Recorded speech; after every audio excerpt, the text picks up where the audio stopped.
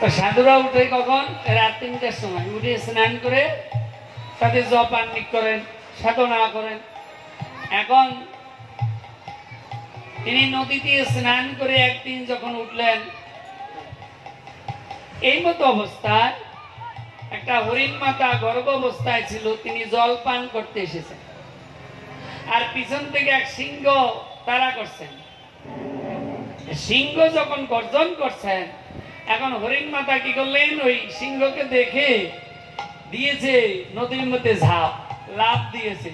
আর যখন লাফ দিয়েছে বড় একটা পাথরের উপর গিয়ে পড়ল, আর পাথরের উপর যখনই পড়লো, এখন মাগো গর্ভটা ফেটে গেল। ফেটে গিয়ে বাচ্চাটা এবার জলে ভাসতে শুরু করলেন, আর হরিণ মাতা মারা গেল।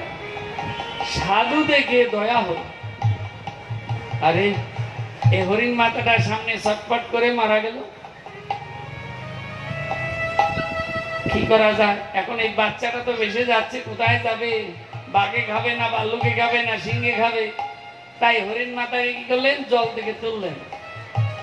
এই হরিণ মাতাকে জল থেকে তুলে নিয়ে গেল আশ্রম। এখন তার সাধুর লক্ষ্য ছিল আগে কিসের দিকে?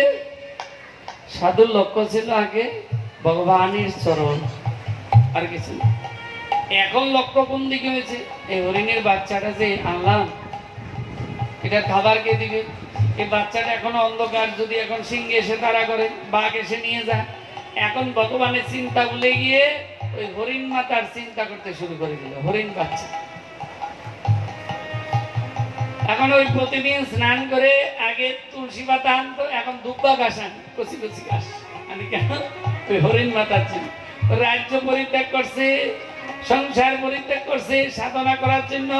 এখন এই আরেক সংসার জড়িয়ে গেছে, কি? ওই হরিণ বাচ্চার সংসার। এখন ওই শয়নে, স্বপনে, জাগরণে, ভোজনে একটাই চিন্তা, হরিণ বাচ্চা। দেখতে এত সুন্দর ফুটফুটে বাচ্চা, এখন ওই সাধুর অন্তরিম এসে উপস্থিত, মানে মরণ এসে গেছে, মৃত্যু। চিন্তা করতে আছে, আরে এই বাচ্চাটা কে দেখবে? এই বাচ্চাটা দেখার তো লোক নাই, আমি তার মাতা পিতা বিধাতা সব কিছু, এই যা ভাবে তাই এসে যাচ্ছে। এদিকে মা মৃত্যু হয়ে গেল। আর মৃত্যু যখন হলো, এখন গীতায় লেখা আছে, জং জং বাপি শরণং ভাবং তজতন্তি কলেবরং তমবতী কন্তীয় সদা তৎ বাবা ভাবে। অর্জুন, যে যা স্মরণ করতে করতে দেওয়ার আগে তাই প্রাপ্তি হয়। তাই আজকে চিন্তায় করে গেল। এখন ওই হরিণ মাতার চিন্তা করতে করতে তিনি কি করলেন? হরিণের পেটে চলে গেলেন। এখন হরিণের পেটে তো চলে গেল। এখন এই মতো অবস্থা, হরিণের চিন্তা করে যাচ্ছেন, হরিণের চিন্তা করে যাচ্ছেন। হরিণের পেটে মা চলে গেল, হরিণ হয়ে জন্মগ্রহণ করলো। করার পর এখন ওই জন্ম মাতার দিকে তাকালো না, আর হরিণের পালের দিকে তাকালো না, এক লাফ দিয়ে বেরিয়ে গেলেন। এক লাফ দিয়ে বেরিয়ে গিয়েছেন কোথায়? সাধুদের আশ্রমে। কেন? ওই পূর্ব জন্মের স্মৃতি ভুলে না, যে আমি রাজ্য পরিত্যাগ করে সাধু হয়েছি ভগবানের নাম করার জন্য। একটা হরিণের শাবককে এনে হরিণের চিন্তা করতে করতে হরিণ জন্ম লাভ করেছি, না আমি এই জন্মে আর হরিণের দিকে তাকাবো না। তাই সাধুদের আশ্রমে গেলেন। এবার সাধুরা হরিণ নাম করছেন, সাধুরা হরি গুণগান কীর্তন করছেন। এখন ওই হরিণ নাম বৃক্ষ ডালে বসে শ্রবণ করছে।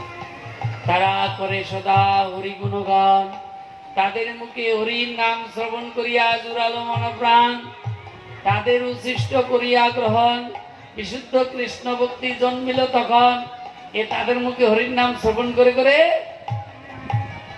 এই হরিণ জন্ম পার করে দিলেন। আজীবন ব্রহ্মচর্য পালন করছেন, আর আজীবন সাধুর মুখে হরিণ নাম করছেন, নিজ অন্তরে হরিণ নাম করছেন, আর সাধুদের মুখে হরিণ নাম শ্রবণ করছেন। এখন মা এইবার হরিণ নাম করতে করতে যেই দেহটা রাখলেন, এবার একজন শুদ্ধ বৈষ্ণবের ঘরে জন্মগ্রহণ করলেন। শুদ্ধ বৈষ্ণবের ঘরে জন্মগ্রহণ করার পর এখন বৈষ্ণব, তিনি ছিলেন ব্রাহ্মণ শুদ্ধাচারী। এখন তিনি কি করেছেন দেখছে আস্তে আস্তে বড় হলো, তাকে কি করলেন সংস্কার করলেন। এইবার করার পর গায়ত্রী মন্ত্র জপ করতে দিয়েছেন। এখন গায়ত্রী মন্ত্র তো তিনি অন্তরে তো সর্বদাই জপ করছেন, কিচ্ছু করছে না। পণ্ডিত আসলেন, মাস্টার আসলেন, বুঝাইলেন, কিছুই করে না, কারোর সাথে কথা বল না। তিনি চিন্তা করলো আমি যদি কথা বলি মায়ায় জড়িয়ে যাব, অতএব আমি কথা বলবো না। এক হরিণের বাচ্চার পাল্লায় হরিণ জন্ম লাভ করেছি, আবার যদি কারোর সাথে কথা বলি কি আবার মায়ার কাছে ভরি, না না আমি আর কথা বলবো।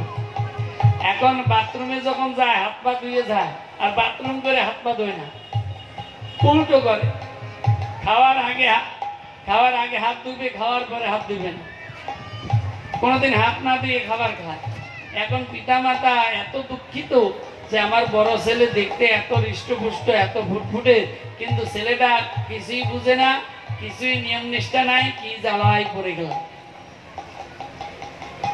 এদিকে তার পিতা দুঃখে দেহ রাখলেন, তার মাতা টেনশনে দেহ রাখলেন।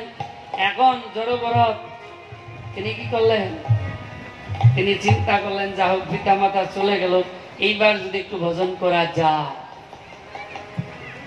এইবার ওই সুযোগ পেয়ে পিতা মাতা চলে গেল, তার যে ভাইয়েরা ছিল, ভাইয়ের বোরা ছিল, তারা কি করলেন জমিতে কোদাল চালাইতে দিলেন, যাও জমি কোবাও।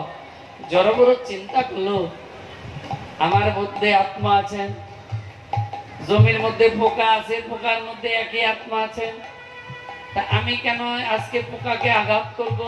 ভগবানকে আঘাত করা আর ওই পোকাকে আঘাত করা সমান, পোকাকে আঘাত করা ভগবানকে আঘাত করা সমান। না না না না, আমি এই জমি কোবাবো না, কারণ এই মাটির মধ্যে পিঁপড়ে আছে, পোকা আছে। তাই জড়ভরত তিনি কি করলেন, তিনি আজকে সেই তার ইষ্ট দেবতার স্মরণ করছেন। এদিকে এই কাজ করে না বলে তাকে তুষ, মানে ধান যদি কলের মধ্যে দেয় যেটা খোসাটা বের হয় এটা তুষ, কেউ কুড়া বলে, তাই তো। ওই তুষটা তাকে দেন খেতে। জড়ভরত প্রণাম করে আবার নেয় মুখে, কখনো নেয় না, কখনো নেয়। আবার একদিন জমি পাহারা দিতে দিলেন, ছোট ছোট ডাল হয়েছে। জড়ভরত চিন্তা করলো যে আমাকে দেখাই দিয়ে গেলেন লাঠি দিয়ে যে গরু আসলে, গোমাতা আসলে তাড়াতে। গরু টাকার ভগবানের, জমি টাকার ভগবানের, সবজি কার ভগবানের, আমার মধ্যে ভগবান আছে, আমি মাতব্বরি কেন করব? জড়ভরত কি করলেন, তিনি তার ইষ্ট দেবতার নাম স্মরণ করলেন। এদিকে তার বৌদিরা এইসব দেখে জড়ভরতকে পোড়া ভাত, যেটা হাড়ির নিচে পুড়ে যা, খেতে দিলেন। জড়ভরত আনন্দে গ্রহণ করছেন, প্রণাম করে, কিছুই বলছে না। এত নির্যাতন করছি তাতেও যাচ্ছে না। একদিন বললেন তুই দূর হ। জড়ভরত বললেন এইবার আমার কপালটা খুললো, চলে গেল বনে। বনে গিয়ে তপস্যায় বসে গেলেন। একজন রাজা, তিনি জীব তত্ত্ব শুনতে আসতেন। কোথায়? এই গঙ্গাসাগরে কপিলমুনির আসতেন। জীব তত্ত্বটা কি? জীব কোথায় ছিল, কোথার থেকে এলো, আর কোথায় যাব, কোথায় ছিলাম, কোথায় এলাম, আনিল বাকে, ইহার পরে কোন দেশে যাব, অজানার ডাকে আমি ছিলাম বাকি, হলাম বাকি, আরো কি বা হবে, আমি কি করিতে কি করিলাম, কেন এলাম ভবে।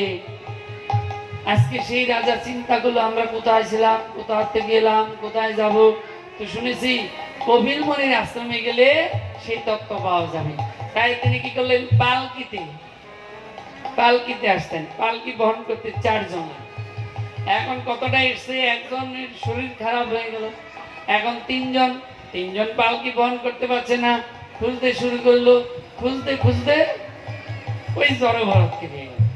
দেখছে বাবা রে বাবা, এত সুন্দর চেহারাটা, এত সুন্দর দেহর, এই পালকি বহন করার একমাত্র উপযুক্ত। তখন কি করলেন, ওই 3 জনকে তিনজনই একজনকে পটি পাটি বলে বলে নিয়ে গিয়ে এবার পালকি বহন করতে দিয়েছে। জড়বরত নিয়ে যাচ্ছেন। এখন জড়বরত যাচ্ছেন কি করে? এখানে এক পা, ওইখানে এক পা, এখানে এক পা, ওইখানে এক পা। কেন? পিঁপড়ে আছে, পোকা আছে। পিঁপড়ার মধ্যে যে আত্মা, আমার মধ্যে সে আত্মা। আমি একদিন পিঁপড়ে ছিলাম, আজকে কর্ম বলে আমি মানুষ হলাম। এখন রাজা বললেন, এই তোমরা এতক্ষণ পালকি ঠিক বহন করছো, কিন্তু এখনই এইরকম কেন শুরু করলে? তখন বলছে, আমরা চলেছি ঠিক পালকি বহনে, কিন্তু আমাদের এই সঙ্গী অসাধু, কিছু জানে না। এখনই ইনি কিছু জানে না, অসাধু। জড়বরত কি দেখেন? ব্রহ্মময়। জড়বরত দেখে বিশ্বময়। পালকি বহনে তার কষ্ট নাই হয়। এখন তার পালকি বহনে কষ্ট নাই, কিন্তু দুঃখের বিষয় ওই যে পিঁপড়ি আছে, পোকা আছে, তার জন্য এখানে এক পা, ওইখানে এক পা দিচ্ছে। এবার রাজা বলছে, শোনো, যদি ইনি পালকি বহন না করতে পারে, এনাকে বুঝাও, এনাকে বুঝিয়ে একটা জায়গায় আনো, যেন ঠিক ঠিক পালকিটা বহন করতে পারে। বুঝাচ্ছে। জড়বরত কিছুই বুঝছে না, তিনি তার মতো চলছেন। তখন জড়বরত বলল, জড়বরতকে রাজা বলে, শোনো, আমি কে তুমি জানো? তোমাকে অনেকবার কিন্তু সাবধান করল। আমি যদি মনে করি তোমাকে মৃত্যুদণ্ড দিতে পারি এখন। জড়বরত চিন্তা করল, রাজা যদি এরকম অজ্ঞান থাকে, পৃথিবী উচ্ছৃঙ্খল হয়ে যাবে। তাই আজকে জড়বরত তিনি কি করলেন? আজকে জড়বরত বললেন, মহারাজ, আপনি কর্মফলে রাজা হয়েছেন।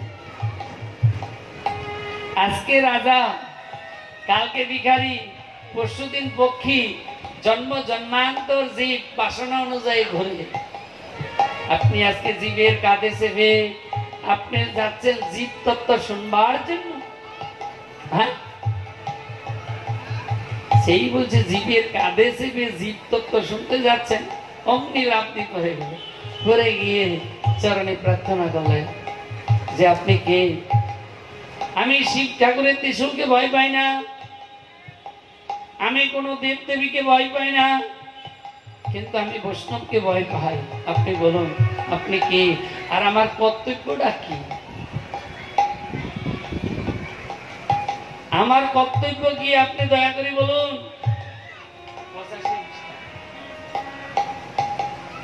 আজকে আমি অজ্ঞান, আমি মনোমতি, আমি আপনার কাছে এসেছি, এই জন্যেই হয়তো ভগবান আপনাকে পাইয়ে দিয়েছে। তা আপনি বলুন যে এই মনুষ্য জন্মের কর্তব্য কি? কিভাবে এই জীব তত্ত্ব আস্বাদন করা যাবে?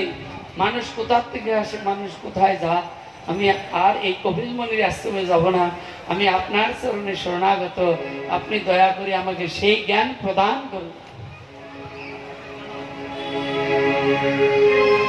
মন তুই কি করিতে কি করিলি, কি করিতে কি করিলি, তাহা ভাবলি না।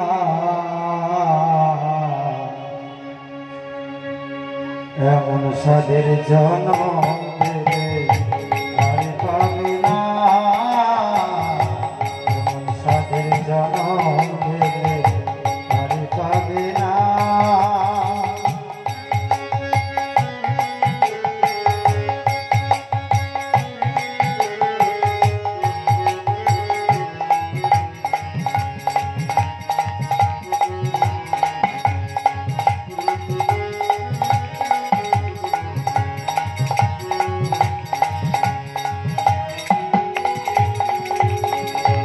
কুকুর বিড়ালি পশু পাখি খায় আর ঘুমায়,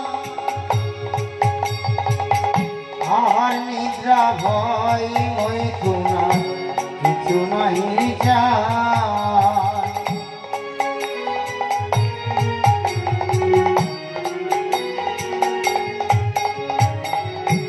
কুকুর বিড়ালি পশু পাখি খায় আর ঘুমায়, আর নিদ্রা ভয় হইতো না কিছু নাহি যায়। রাধে, আজকে আজকে মহারাজকে জড়বরত বললেন, দেখুন ধর্ম নেই না পশুবির সমানা, ধর্মবিহীন মানুষ পশুর সমান। পশু খায়, ঘুমায়, সন্তান উৎপাদন করে, লালন পালন করে। আমার সে একটা কুকুর আরো ভালো আছে। সাহেবের বাড়িতে কুকুর থাকে, কি কত সুন্দর, ডাক্তার আসে, তার দেখার জন্য দুটো লোক থাকে। এরা খায়, ঘুমায়, সন্তান উৎপাদন করে, লালন পালন করে। এদের ভয় আছে, এদের ঘুম আছে। মানুষও খায়, ঘুমায়, সন্তান উৎপাদন করে, লালন পালন করে। তো খেলাম, ঘুমালাম, সন্তান উৎপাদন করলাম, লালন পালন করলাম। ওই কুকুরের অবস্থা তো আমার অবস্থা একই হয়ে গেল মহারাজ। তাই বললেন, কুকুর বিড়াল পশু পাখি খায় আর ঘুমায়, আহার নিদ্রা হয় ওই তোমার কিছু নাহি চায়। এদের মতো যারা পশুর মতো তারা, হরি নামে দেয় না সারা, হরি নামে দেয় না সারা, নাই সাধনা। এমন সাধের জনম গেলে আরে পাবে না, এমন সাধের জনম গেলে আরে পাবে না।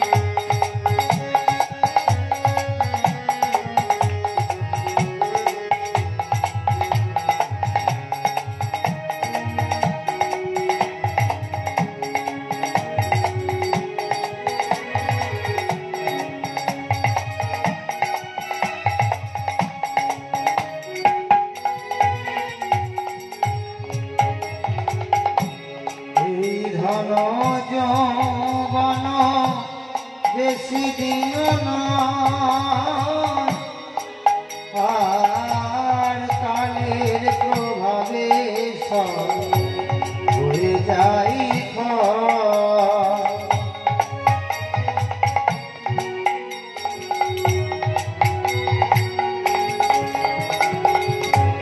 এই ধন যৌবন বেশি দিন নয়, কালের প্রভাবে সব হয়ে যাই ক্ষয়। হে, আমরা হইলাম পরিবর্তনশীল। আমি এখন একরকম আছি, আর 10 বছর পরে আরেক রকম হয়ে যাব।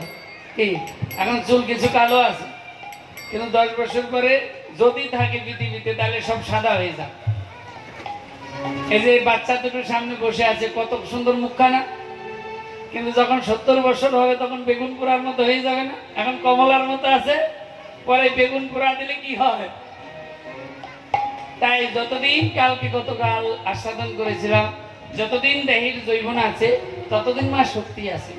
তাই সাধু মণি ঋষি যোগী তারা এই দেহকে রক্ষা করবার জন্য আগে গুরুকরণ করেছে। ভগবান শ্রীকৃষ্ণ তিনিও 5 বছর বয়সে, 5 বছর না আরেকটু বেশি, তিনি চলে গিয়েছিলেন কোথায়?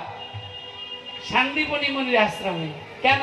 সেখানে কি শিক্ষা অধ্যয়ন করেছেন, কিভাবে কেমন ভাবে সাধনা করবেন, সংসার করবেন, সবকিছু গুরুদেব শিখিয়ে দিয়েছেন।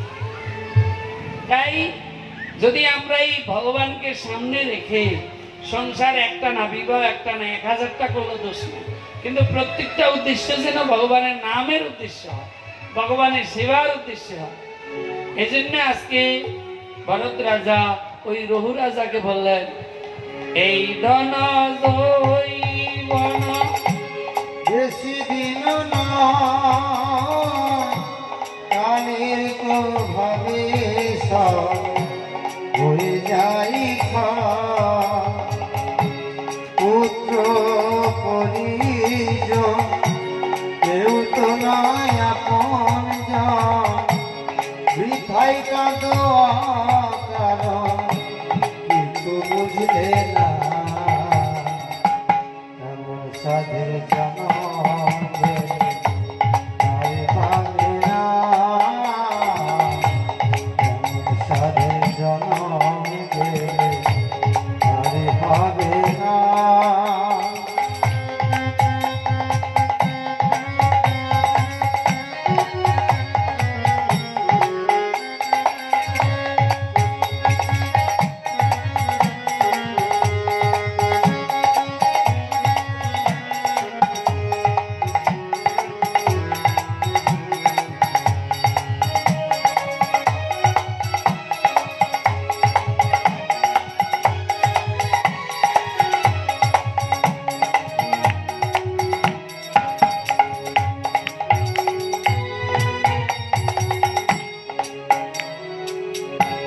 মানব জনম শ্রেষ্ঠ জনম সবার উপরে,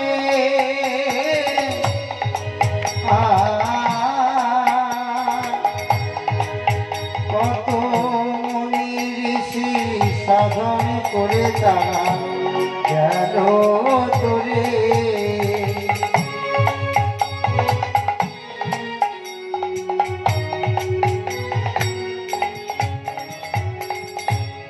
মানব জনম শ্রেষ্ঠ জনম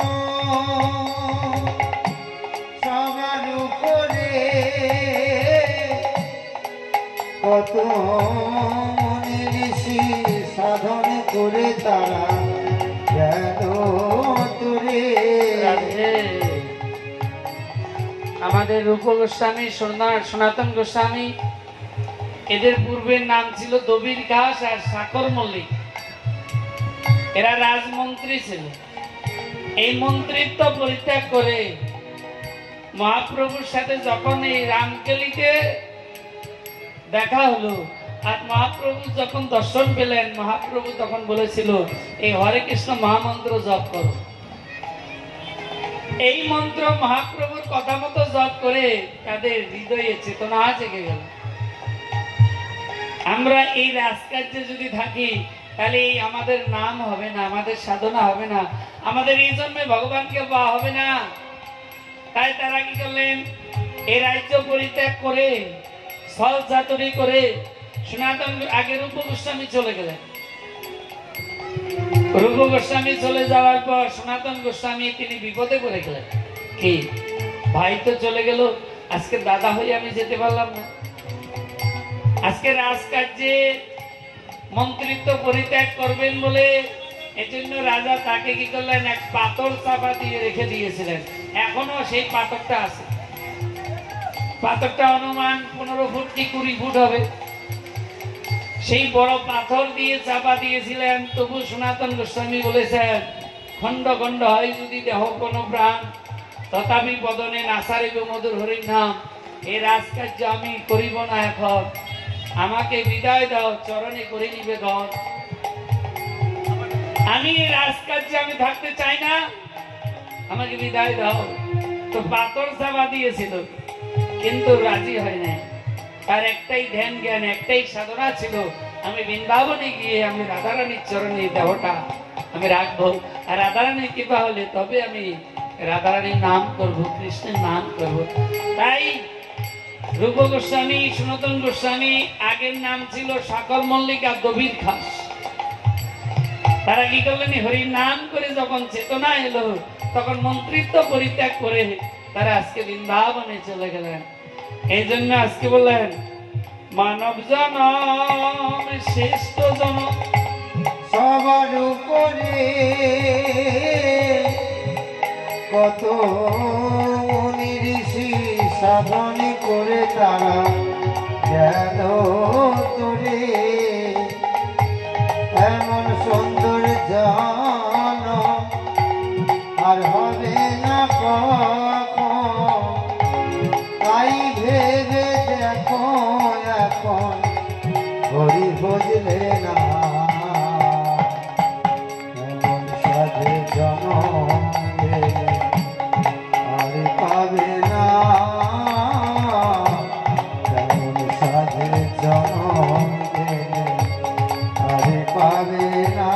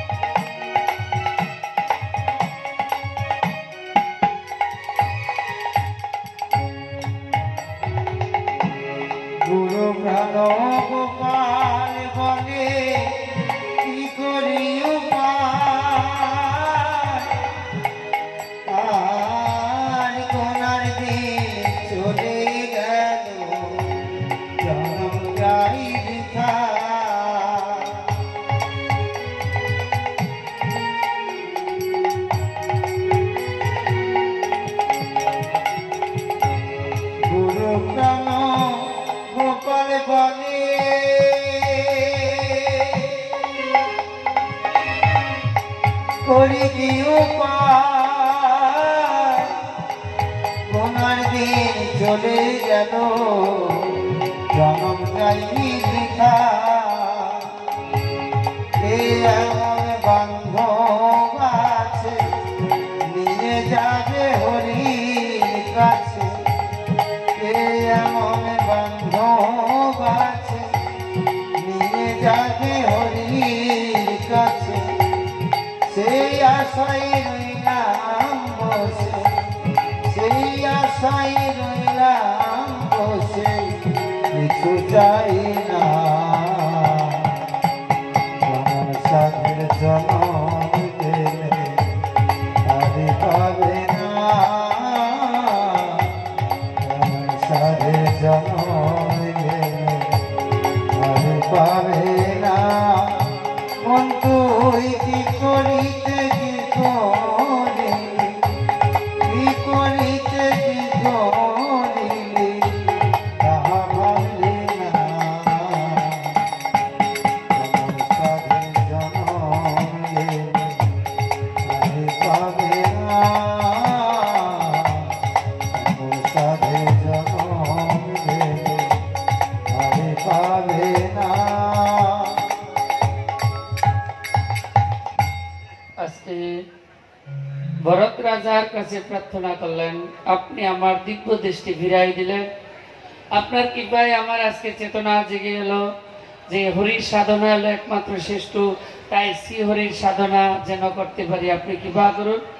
তাই আজকে রঘু রাজা ভরত রাজাকে প্রণাম করে তিনি কি করলেন, তিনি বনে গিয়ে সাধনা করে ভগবানকে লাভ করলেন। রাজা পরীক্ষিত প্রশ্ন করল, এই হরির নামে কোন পাপী তাপী কি উদ্ধার হয়েছে?